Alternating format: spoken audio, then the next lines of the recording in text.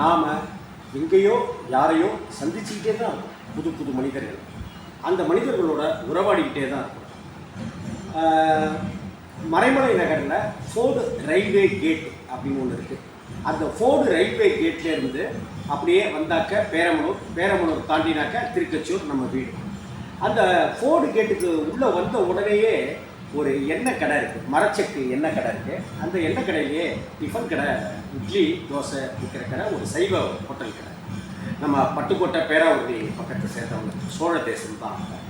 அவங்க ஐயாவும் அந்த அம்மாவும் இட்லி வியாபாரம் பண்ணுவாங்க. நான் அந்த கடையில் அடிக்கடி நான் சாப்பிடுவேன்.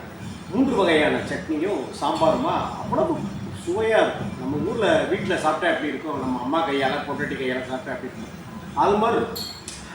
அந்த கடைக்கு நான் அடிக்கடி போவேன். அந்த அம்மாட்ட அந்த ஐயாட்ட அப்படின்ட்டுலாம் பேசுவேன் நான்.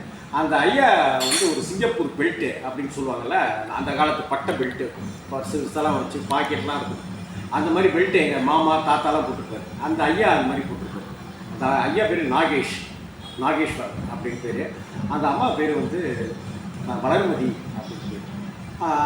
அவங்களுக்கு சும்மா யதார்த்தமாக ஒரு நாள் பிறந்தநாள் அப்படின்னு தெரிஞ்சுது. ஒரு என்னைக்குன்னு சொல்லி கேட்டோம். அப்போ சொன்னாங்க. அதை ஞாபகத்தில் வச்சுக்கிட்டு அவங்களுடைய பிறந்தநாள் அன்றைக்கி போய் சும்மா ஒரு சின்னதாக சந்தோஷப்படுத்தலாமே அப்படின்னு சாதாரணமாக ஒரு புடவை, ஒரு சுங்குடி புடவை ஒன்று, அப்புறம் அந்த கடையில் வந்து வாட்டர் கேன் கவுத்து வைப்போம்ல, அதுக்கு தண்ணி குடிக்கிறதுக்கு அது, அப்புறம் ஒரு 3 பிளாஸ்டிக் டம்ளரு, அப்புறம் ஒரு டப்பா ஃபுல்லாக சாக்லேட்டு, ஏலக்காய் சாக்லேட்டு, மஞ்சள் குங்குமம் அப்படின்லாம் கொண்டு போய் கொடுத்தோம். அவங்களுக்கு அவ்வளோ சந்தோஷம். அந்த சந்தோஷத்தை பார்த்த எனக்கும் கிருத்தியாவுக்கும் அவ்வளோ சந்தோஷம். இப்போ அவங்களுக்கு தாங்க முடியல. இது என்ன சொந்தங்கண்ணே, என்னண்ணே அப்படின்னு சொல்லிட்டு அந்த அம்மா கேட்டாங்க. அண்ணா என்னென்னு கூப்பிடுவாங்க என்னைய. உடனே கொடுக்கறதுக்கு முன்னாடி அவங்களுடைய பையிலேருந்து ஃபோனை எடுத்து அங்கே இட்லி வாங்க வந்திருந்த ஒரு பையன்கிட்ட, அண்ணே கொஞ்சம் இதை வீடியோ எடுக்க தம்பி அப்படின்னு சொல்லிட்டு அவங்கள்ட்ட கொடுத்து வீடியோ எடுக்க சொன்னாங்க. அந்த வீடியோவை அபுதாபியில் இருக்கிற அவங்க பையனுக்கும் சிங்கப்பூரில் இருக்கிற இன்னொரு பையனுக்குமா, அப்புறம் அவங்க பொண்ணு இங்கே இருக்காங்க, அவங்களுக்குமா இதெல்லாம் காமிச்சு அவ்வளவு சந்தோஷப்பட்டதா அந்த அம்மா சொன்னாங்க. அந்த அம்மாவை பார்க்கும்போதே நமக்கே ஒரு சந்தோஷமாயிடும்.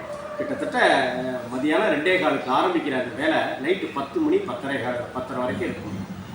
கடுமையாக இந்த வயசுலேயும் உழைக்கிற அந்த அம்மா வந்து நம்ம எல்லாருக்கும் ஒரு ரோல் மாடல். அந்த அண்ணன் நம்ம எல்லாத்துக்குமே ஒரு உதாரண புருஷர்.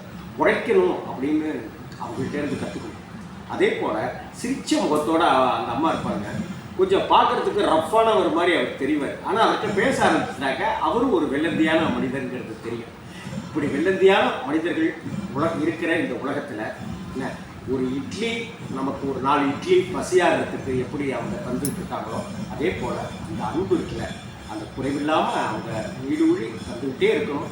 அவங்க சந்தோஷமாக வாழ்ந்துக்கிட்டே இருக்கணும். அந்த வீடியோ பாருங்கள். தம்பி வேற எடுங்க என்னங்க நீங்க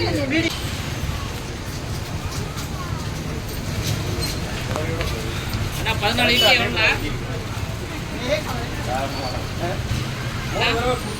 நீங்கள் கட்டலையா?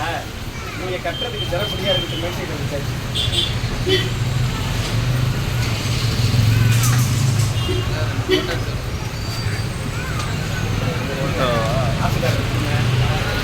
தம்பி மாதிரி என்னை அனுப்பிடுங்க. வாழ்க்கையில இந்த பிறந்தனால மறக்கவே முடியாது. எல்லாருக்கும் இல்லை, நீங்களே கொடுங்க. உடனே எவ்வளோ வச்சுக்கல தம்பரி கேனுங்கண்ணே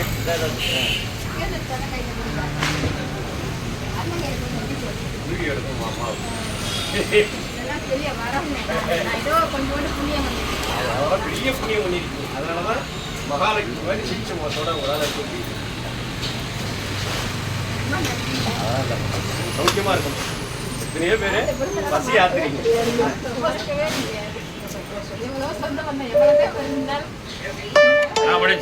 ₹28 received on PhonePe. காசு போடாச்சு. வேற என்ன இருக்கு? அதெல்லாம் ஒன்றும் இல்லை, நல்லா இருக்கும். கொடுங்க சாக்லேட்டை கொடுங்க, உங்கள் கையாலேயே கொடுங்க. சின்ன வயசில் கொடுத்துருப்போம் நம்ம. ஹாப்பி பர்த்டே சொல்லுங்கப்பா.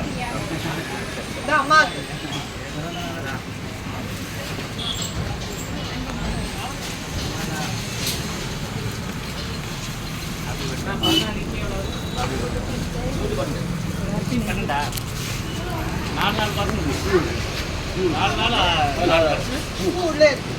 பூ வந்து விஜய் உங்களுக்கு பரிசா